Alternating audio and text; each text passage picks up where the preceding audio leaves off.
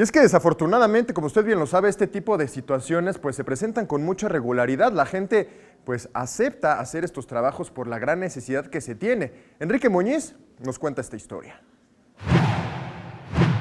La falta de prestaciones sociales y no contar con un salario fijo que permita estabilidad financiera son los principales problemas para quienes salen a las calles a obtener un ingreso con una actividad comercial no formal. Xochitl Quetzali es vendedora en el pueblo de Santiago Tulyehualco y comparte para Capital 21 su principal preocupación. Principalmente aquí pues no contamos con seguro médico, pues no tenemos ninguna prestación como usted lo acaba de comentar, simplemente lo que se vende al día.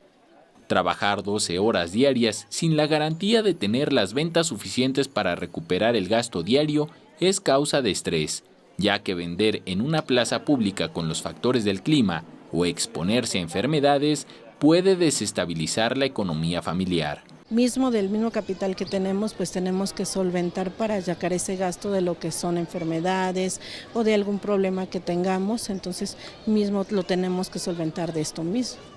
Para ella, una enfermedad no solo implica dejar de vender, sino el gasto de la atención médica sin el salario para pagar.